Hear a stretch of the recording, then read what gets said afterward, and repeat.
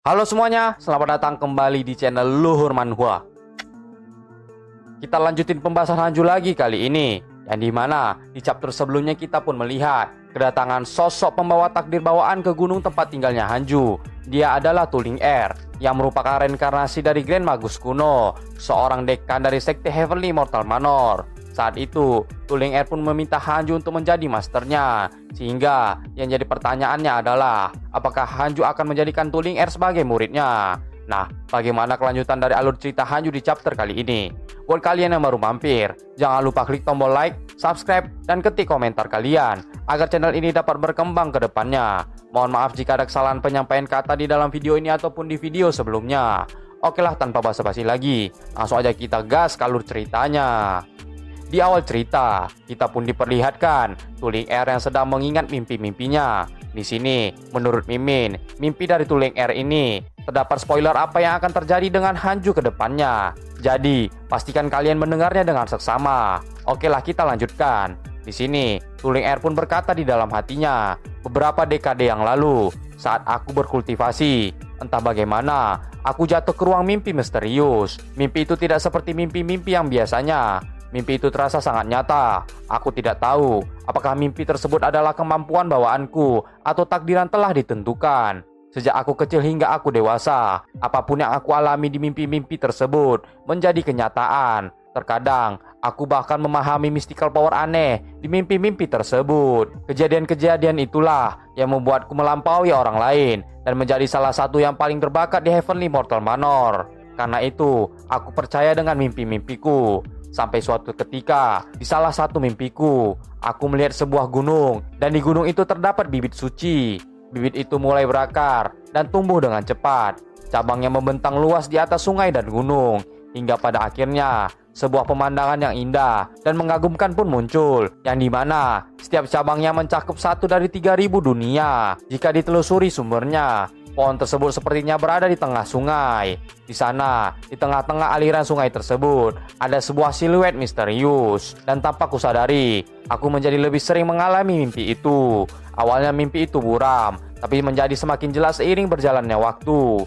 Kemudian, muncul seorang siluet di dalam mimpiku.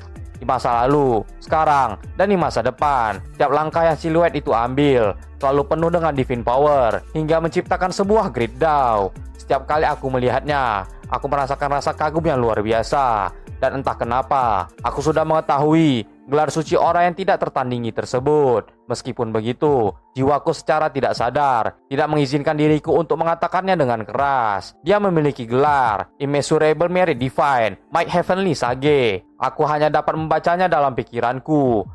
Namun, mimpi terakhirku sedikit berbeda. Ada seseorang yang kukenal saat itu. Dia adalah Fang Liang. Sehingga aku bertanya-tanya, kenapa Fang Liang ada di mimpiku dan apa yang sedang dirinya lakukan? Apa maksudnya ini? Apakah ini sebuah pertanda? Aku yakin Fang Liang entah bagaimana berhubungan dengan orang tersebut. Mungkin Fang Liang adalah kunci supaya aku bisa bertemu dengan orang yang luar biasa itu. Ini pasti sebuah panggilan. Panggilan yang sangat penting. Jika bukan karena aku ingin bertemu dengan orang yang mengagumkan yang muncul di sisinya, kenapa juga aku mau bepergian ribuan mil untuk melakukan misi yang kelihatannya sia-sia itu? Nah, bagaimana menurut kalian? Apakah mimpi Ling Er ini merupakan spoiler di masa depan atau bukan? Kalian bisa tulis jawaban di kolom komentar. Oke, kembali ke cerita. Kemudian, di saat Ling Er sedang memikirkan mimpinya itu, tiba-tiba Fang Lian saat itu pun muncul, kembali menemui Ling Er. Fang Lian saat itu pun berkata kepadanya, "Senior, apakah kamu benar-benar yakin untuk menetap di sini? Aku sudah memberitahu Grandmaster tentang ketertarikanmu untuk menjadi muridnya." Mendengar hal itu, Ling Er pun bertanya, apa jawaban Hanju tentang permintaannya itu. Fang Lian pun menjawab bahwa jika Ling Er ingin menjadi muridnya Hanju, Ling Er harus bersujud di depan patung Hanju selama 10 tahun terlebih dahulu. Setelah mengatakan hal itu, di sini Fang Liang pun yakin bahwa Ling Er tidak mungkin mau melakukannya. Sehingga saat itu Fang Liang pun berkata di dalam hatinya, Grandmaster benar-benar cerdas. Sebagai tetua di Heavenly Mortal Manor, tentu saja dia tidak akan mau bersujud ke patung yang belum pernah ia temui sekalipun. Inilah bukti betapa kerasnya kenyataan ini. Kamu tidak akan bisa berbaur tanpa menurunkan harga dirimu. pergilah saja dari sini. Gunung Masterku bukan tempat yang tepat untukmu. Akan tetapi, faktanya tidak seperti yang dipikirkan oleh Fang Liang. Ling Er saat itu pun langsung bersujud di depan patung Hanju dengan sangat semangat. Sehingga Fang Liang yang melihat hal itu pun seketika langsung panik. Sampai-sampai Fang Liang saat itu pun berkata kepada Ling Er, "Senior, bahkan jika kamu ingin menghindar dari bencana yang menimpa Heavenly Immortal Manor, tidak perlu menjadi murid di sini juga bukan?" Mendengar pernyataan itu, Ling Er pun berkata, "Seseorang yang dapat membuatmu meninggalkan perilaku istimewa Heavenly Immortal Manor. Seseorang yang berkultivasi di gunung yang penuh akan sumber daya seperti ini. Master gunung ini pasti ahli di ranah Art Immortal yang kamu sebutkan di suratmu waktu itu." Mendengar hal itu, Fang Liang pun seketika langsung terdiam. Fang Liang saat itu pun langsung pergi meninggalkan Ling Er di tempat itu sambil berkata, "Terserahlah, mending aku berkultivasi saja." Melihat Fang Liang yang sudah menyerah, Ling Er pun tertawa kecil sambil berkata di dalam hatinya, "Aku berhasil sejauh ini hanya dengan mengandalkan mimpi yang mirip dengan ramalan itu. Sepertinya Grandmaster Fang Liang adalah orang yang sombong. Ia pasti seseorang yang luar biasa. Kesempatan besar seperti ini mana mungkin aku lewatkan." 7 tahun kemudian, di tempat yang sama, di sini kita pun diperlihatkan Ling Er yang terus bersujud di depan patungnya Hanju. Dirinya saat itu pun terlihat lemas dan kelaparan. Kemudian, di saat dirinya sedang bersujud, tiba-tiba gerombolan Xing Hongxuan, UR, dan Peri Sisuan kembali dari berpetualangan. Mereka saat itu pun terlihat sangat gembira dengan hasil petualangan mereka saat itu. Ditambah lagi, Xing Hongxuan saat itu sudah tidak sabar untuk adu mekanik brutal dengan Hanju di hari itu juga. Lalu, di tengah perjalanan pulang mereka pun melihat Ling Er yang sedang bersujud saat itu. Melihat kondisi Ling Er yang begitu buruk, mereka bertiga pun menjadi kasihan. Di sini, Peri Sisuan saat itu pun mencoba memberikan pertolongan kepada Ling Er berupa beberapa energi spiritual kepadanya. Akan tetapi, di saat Peri Sisuan ingin melakukannya, tiba-tiba muncul sosok mengerikan yang menolak niat dari Peri Sisuan. Sehingga Peri Sisuan yang melihat hal itu pun sontak terkejut. Kemudian, Peri Sisuan berkata kepada Ling Er, "Rekan Dawis, kesempatan yang kamu kejar itu memang penting. Tapi jika kamu merusak fondasi kultivasimu, semua itu akan sia-sia." Mendengar hal itu, Ling Er pun berkata, "Terima kasih atas kebaikanmu. Aku tidak membutuhkannya. Hanya tinggal 3 tahun lagi. Aku harus bertahan." Melihat keteguhan hati dari Ling Er, UR pun menjadi kesal kepada Hanju. Dirinya itu pun berkata, "Saudara junior ini, yang benar saja. Tidak bisakah dia lebih peduli dengan perempuan? Walaupun aku tahu kalau sulit bagi seseorang untuk menjadi muridnya, tapi metode seperti ini harus dihentikan. Saudara Suan, kamu harus memahaminya. Buat dia menjadi lebih lunak." Mendengar perkataan UR, Xing Hongxuan yang punya ide itu pun mengeluarkan sesuatu dari dalam tasnya untuk diberikan kepada Ling Er. Ternyata yang diberikan oleh Hongxuan saat itu adalah sebuah ginjal cadangan dan sebuah pil untuk berkultivasi. Setelah memberikan hal itu, Hongxuan pun kembali berjalan pergi bersama dengan rekan-rekannya. Melihat apa yang diberikan oleh Hongxuan, UR pun hanya bisa menghelakan napasnya. Beberapa saat kemudian, di saat Hongxuan dan rekan-rekannya yang lain telah sampai ke Gunung Hanju, Hanju saat itu pun sudah menduga kalau mereka sudah pulang.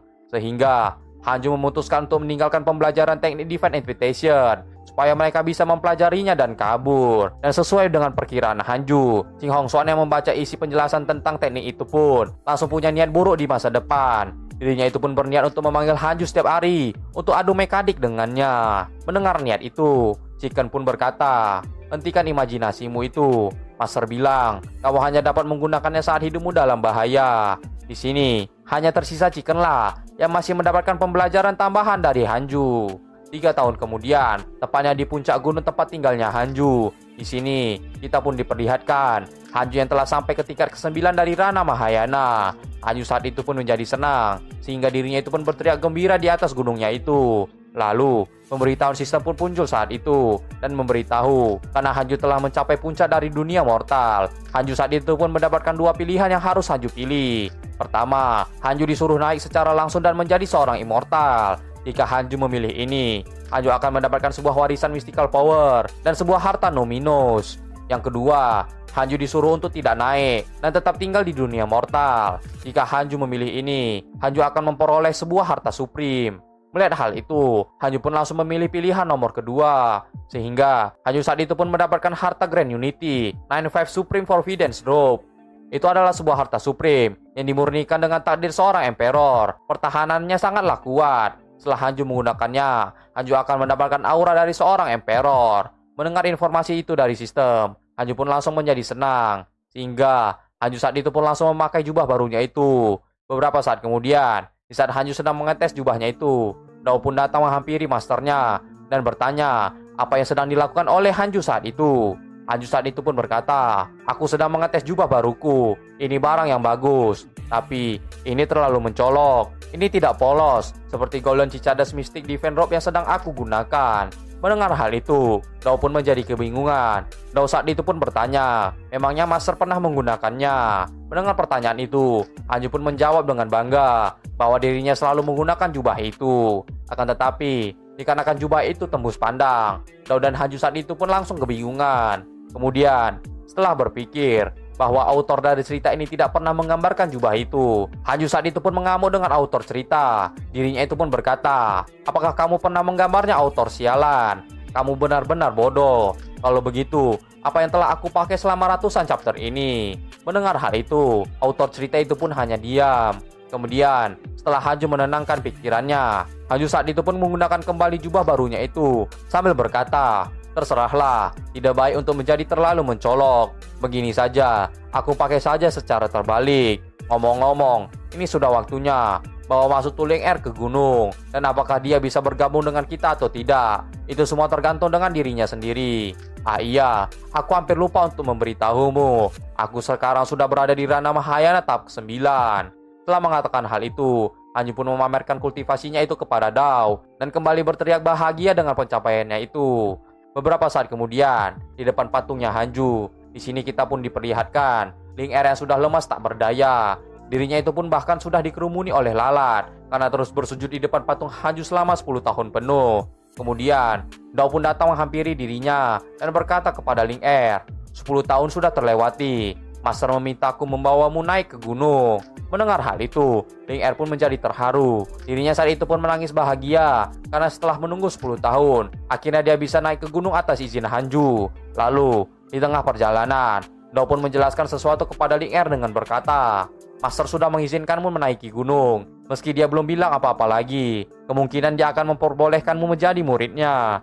Bagaimanapun, kau harus mengikuti contoh dari murid senior dan berkultivasilah dengan benar. Jangan pernah membuat masalah untuk Master. Master sedang dalam pengasingan. Kau masih harus menunggu sedikit lagi." Mendengar saran itu, Ling Er pun berterima kasih kepada Dao. Di sini, Ling Er yang sedang melihat sekeliling itu pun berkata di dalam hatinya, "Energi spiritualnya semakin membadat saat aku mulai menaiki gunung. Ini sudah melebihi tanah kultivasi suci milik Heavenly Immortal Manor. Apakah gunung ini punya rangkaian pembatas spiritual tak terbuntuk yang kuat? Seberapa hebat sebenarnya kultivasi Grandmasternya Fang Liang?" Beberapa saat kemudian, setelah mereka sampai di sekitar Gunung Hanju, Dao saat itu pun menunjukkan pohon fusang kepada Ling Er. Dao saat itu pun berkata, "Berkultivasilah dulu di sini." Master bilang, "Ini adalah pohon fusang divine. Ada 2 golden crow kecil di atas sana, tapi kurasa mereka pergi memancing hari ini." Melihat pohon fusang di hadapannya, Ling Er pun sontak terkejut. Dirinya itu pun berkata di dalam hati, "Mimpi, ini sama persis seperti mimpiku. Ini dia pohon divine. Tapi dia bilang Golden Crow. Apakah Golden Crow legendaris itu? Jangan bilang Grandmaster Fang Liang itu benar-benar Earth Immortal sungguhan." Kemudian, di saat Ling Er sedang memikirkan hal itu, tiba-tiba terdengar keributan dari arah belakang mereka. Ternyata, itu adalah Chicken dan murid-murid Hanju yang sedang pergi memancing. Mereka saat itu pun berhasil mendapatkan seekor ikan koi yang berada di ranah Void Amalgamation. Namun, ikan itu pun berhasil kabur dari mereka, sehingga murid-murid Hanju saat itu pun berusaha mengejar ikan tersebut. Melihat hal itu, Ling Er pun tidak tinggal diam. Dirinya itu pun menggunakan teknik miliknya dan melancarkan serangannya itu ke arah ikan koi itu. Sehingga ikan koi yang berusaha kabur itu pun seketika langsung terhenti. Chicken yang melihat hal itu pun tidak tinggal diam. Chicken saat itu pun melompat sangat tinggi dan menimpa ikan koi itu dengan tubuh besarnya. Sehingga ikan koi itu pun seketika langsung rata dengan tanah. Melihat tingkah mereka tadi, Dao pun bertanya, apa yang sedang mereka lakukan? Dogi pun menjawab, "Ini koi yang akan berubah menjadi naga dari alam rahasia di Gridyan yang kebetulan terpancing oleh Lord Chicken. Semua menahan diri untuk tidak memakannya karena kami mau membawanya pulang dan ditawarkan kepada Master. Tapi dia tiba-tiba mengamuk dan hampir lolos." Mendengar penjelasan itu, Dao pun langsung mengerti keadaannya. Kemudian, Chicken saat itu pun berterima kasih kepada Ling Er karena telah berhasil menghentikan ikan koi tersebut. Hingga Chicken saat itu pun berjanji akan memberikan sedikit ikan itu ketika mereka memasaknya. Di sini, Fang Liang yang melihat keberadaan Ling Er itu pun kebingungan. Fang Liang saat itu pun bertanya, apakah Grandmasternya itu telah setuju menjadikan Ling Er sebagai muridnya. Mendengar hal itu, Ling Er pun menjawab bahwa Ling Er sudah diberi izin untuk naik ke gunung, namun statusnya sebagai murid masih belum diketahui. Mendengar jawaban itu, Fang Liang pun berkata, kalau Grandmaster betulan mengambilmu, apa kau akan kembali ke Heavenly Mortal Manor di masa depan? Ling Er pun menjawab, kenapa aku harus kembali? Tempat ini cukup bagus, tempatnya terpencil. Aku bisa berkultivasi dengan tenang di sini. Kultivator demonic akan merajalela di luar. Aku tak mau kembali dan menderita. Mendengar jawaban itu, Fang Liang pun nampak tidak senang. Fang Liang saat itu pun kembali berkata, Heavenly Mortal Manor menghabiskan banyak sumber daya untuk mengasuhmu. Sekarang mereka dalam bahaya. Kau mencoba menghindar untuk memberikan bantuan, tapi kau juga berniat tak kembali ke sana di masa depan saat kultivasimu berkembang pesat. Apa kau akan mengkhianati Grandmaster juga? Mendengar pertikaian antara Fang Liang dan juga Ling Er, murid-murid Hanju seketika langsung terdiam dan memperhatikan mereka berdua dari kejauhan. Di sini, Ling Er pun menghelaikan nafasnya dan berkata kepada Fang Liang, "Pengkhianatan apa? Meski aku meninggalkan Heavenly Mortal Manor, aku tak akan membuat mereka jadi musuhku." Dao Agung mengarah ke langit. Kami menjalani jalan kehidupan masing-masing. Mana bisa ini dianggap pengkhianatan? Dan lagi pula, bukankah ini gunung berkultivasi dengan rajin menjadi immortal kemudian? Aku hanya ingin berkultivasi dengan rajin. Apa salahnya? Kemudian, setelah Ling Er berkata seperti itu, tiba-tiba dari arah langit muncul cahaya yang sangat menyilaukan yang turun ke dunia mortal. Sehingga murid-murid Hanju yang melihat itu pun terkejut dan bertanya-tanya apa yang sedang terjadi saat itu. Di sini, Ling Er pun menjawab bahwa itu adalah penanda seseorang yang berhasil menerobos ke tingkat selanjutnya. Mendengar pernyataan itu, Fang Liang pun bertanya, siapa orang yang dimaksud oleh Ling Er itu? Ling Er pun menjawab, dia adalah Ji Xianzhen, orang terjenius di Heavenly Mortal Manor. Akhirnya dia berhasil menerobos ke tingkat selanjutnya. Setelah mengatakan hal itu, Ling Er pun berkata di dalam hatinya, sejak Ji Xianzhen mencapai ranah Mahayana, dia menjadi pusat perhatian. Semua sumber daya yang harusnya milik kami menjadi miliknya. Dengan pencapaiannya, sudah pasti akan begitu. Setelah memikirkan hal itu, Ling Er pun kembali berkata kepada Fang Liang, aku tak mau kembali, bukan karena aku tak mau membantu mereka, tapi karena Heavenly Mortal Manor punya Ji Xianzhen yang menjaganya. Sekarang dia sudah menerobos. Tak ada orang di dunia mortal yang bisa menjadi lawannya. Bencana penyusupan klan iblis kali ini akan mudah diselesaikan, seperti musim semi yang datang setelah musim dingin. Mendengar Ling Er yang memuji Ji Xianzhen, Fang Liang pun berkata, baiklah, ku terima penjelasan ini. Memang benar, bakal senior Ji jarang ditemukan di dunia ini. Dao yang mendengar hal itu pun juga berkata, sehebat apapun Ji Xianzhen, dia takkan pernah bisa jadi lawannya masterku. Mendengar perkataan Dao, Ling Er pun mendekati pohon fusang sambil berkata, tentu saja, ku dengar master senior adalah Earth Immortal. Dia tak bisa dianggap manusia biasa. Setelah mengatakan hal itu, Ling Er saat itu pun berkata di dalam hatinya, sungguh menyebalkan. Aku punya kekuatan natal mistikal yang tak diketahui dan tidak perlu keluar untuk berlatih. Yang perlu kulakukan hanya berkultivasi dengan rajin untuk meningkatkan kultivasiku. Aku juga bisa dianggap bakat terbaik di generasiku. Meski begitu, aku masih tak bisa dibandingkan dengan Ji Xianzhen. Meski dia berdiam diri seabad, kultivasiku masih tak bisa mengejarnya, apalagi melampauinya. Berada satu generasi dengan Ji Xianzhen adalah tragedi buruk untuk para bakat muda di generasi ini. Jalanku sudah lama diperlihatkan dalam mimpi. Yang bisa kulakukan saat ini adalah tidak lari dari kenyataan. Kuharap bisa mendapatkan kesempatan menerobos di perjalananku kali ini. Lalu di sisi lain, di dalam gua tempat tinggalnya Hanju, di sini kita pun diperlihatkan Hanju yang sedang memantau batu Evading Stone yang ada di depannya. Hanju saat itu pun berkata di dalam hatinya, menurut kesimpulanku, setelah mencapai ranah Mahayana tingkat ke-9, aku akan ditolak Heavenly Dao saat aku membuat gerakan. Jika aku benar-benar naik ke yang katanya ranah immortal yang bebas itu, kira-kira hukuman Heavenly seperti apa yang akan kuterima? Untungnya, Evading Stone bisa membodohi Heavenly Dao. Tapi jika terjadi sesuatu, aku harus menerima konsekuensinya. Aku tak boleh ragu. Klan iblis mulai gelisah dan dunia atas mulai bersiap untuk mengambil tindakan. Hanya dengan kultivasi yang melampaui dunia mortal, pikiranku bisa menjadi tenang.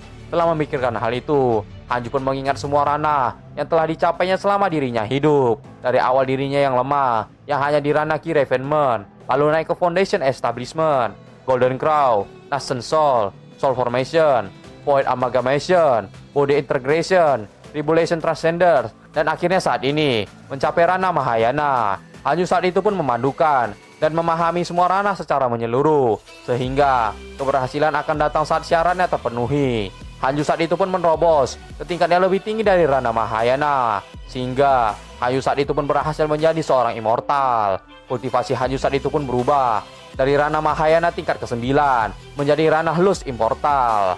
Lalu di sisi lain, di waktu yang sama, di saat Hanju sedang menerobos, tiba-tiba langit saat itu pun berubah menjadi gelap, sehingga rekan-rekan Hanju bersama dengan muridnya yang melihat hal itu pun terkejut. Di sini mereka pun bertanya-tanya apa yang sedang terjadi saat itu, sehingga langit berubah menjadi gelap. Mereka saat itu pun berpikir bahwa itu adalah Heavenly Tribulation. Di King Z yang mengetahui apa yang sedang terjadi itu pun seketika langsung panik. Dirinya itu pun berkata, "Tidak, ini bukan Heavenly Tribulation. Ini adalah Heavenly Punishment." Nah, sampai di sini sajalah pembahasan dari alur cerita kultivasi tingkat atas selama 1000 tahun. Sampai jumpa di video selanjutnya.